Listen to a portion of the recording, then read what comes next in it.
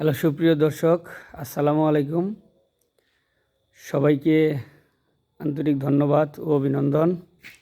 আজকে আমি আপনাদেরকে দেখাতে যাচ্ছি শীতের দিনে কেমনে বাচ্চা ব্রুডিং করতে হয়। সবাই একটু ভালো করে লক্ষ্য করেন, দেখেন প্রচণ্ড শীত, চারিদিকে শুধু অনেক কুয়াশা। পলিথিন দিয়ে কেমনে ঘরের মতন করে বাচ্চা ব্রুডিং করার জন্য প্রস্তুত করা হয়েছে শেডটাকে দেখতে পাচ্ছেন। এই যে চতুর সাইডে পলিথিন দিয়ে ব্রুডার করা হয়েছে এবং কি উপরে কিন্তু খোলা আছে, একবারে কিন্তু চতুর্দিকে ঢেকে দেওয়া যাবে না, তাহলে ওই যদি ইটা না বের হয়, যে অ্যামোনিয়া গ্যাসটা থাকে এবং আবহাওয়াটা যদি বাহিরে না বের হয়, তাহলে কিন্তু বাচ্চা কিন্তু ঘেমে যাবে, ঘেমে কিন্তু বাচ্চার অবস্থা খারাপ হয়ে যাবে, পেটে পানি আসবে।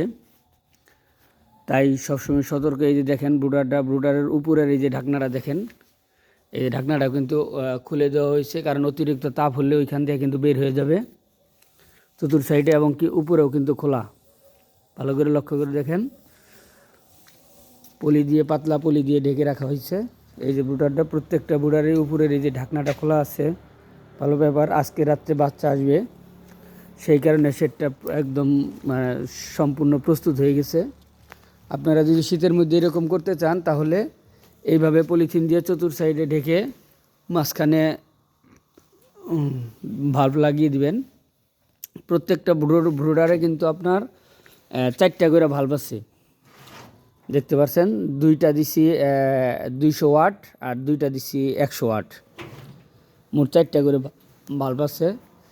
এইভাবেই সবাই দিয়ে ব্রুডিং করবেন।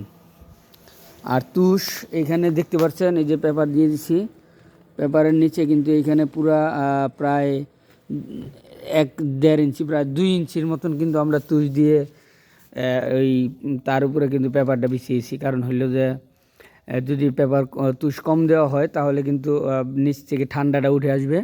আর সেই কারণে একটু বেশি করে আপনার তুষ দেওয়া হয়েছে, 2-3 ইঞ্চির মতন হয়ে গেছে প্রায়, তাহলে ওই নিচ থেকে ঠান্ডাটা যেন না উঠে। সেই কারণে দেখছেন উপরে কিন্তু খোলা, কারণ হলো যে চতুর সাইডে ঢাকা যাবে না পলিথিন দিয়ে, সাইড দিয়ে ঢেকে পুরো ঘরের মতন বানিয়ে কিন্তু আমরা শেডটা প্রস্তুত করেছি। আপনারা চাইলেও এরকম করেই করতে পারবেন, কিন্তু সাবধান, কোনো সময় উপরে একদম লাগিয়ে দিবেন না, তাহলে পলিথিন কিন্তু যেরকম ভালো ওই রকম কিন্তু খারাপ। কারণ আমার মনে আছে, এর আগের বছর আমি উপর দিয়ে পলিথিন দিয়ে ঢেকে দিয়েছিলাম, তার কারণে আমার 1000 ব্রয়লার বাচ্চা হয়ে গেছিল, ঘেমে গিয়েছিল, বুঝতে পারি নাই।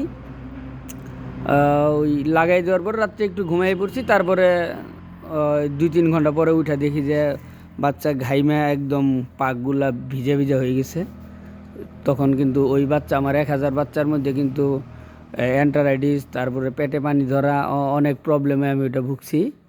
তাতে আমার ওজনও কম আসছিল। তাই সবাই উপরে কিন্তু ঢেকে দিবেন না, উপরে এরকম ফাঁকা রেখে 2 সাইডে পলিথিন দিয়ে সুন্দর করে ব্রুডিং করবেন, তাহলে কিন্তু আপনাদের আর কোনো ভয় থাকবে না, এবং কি বাচ্চাগুলো খুব সুন্দর তাপমাত্রা নিয়ন্ত্রণ হবে। ধন্যবাদ সবাইকে।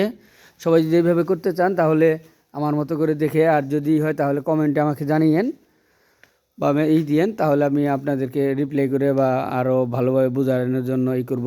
নেক্সট আরেকটা ভিডিও দিব, যখন বাচ্চাটা আসবো, তখন ওইটা আপনারা একটু ফলো করে দেখেন।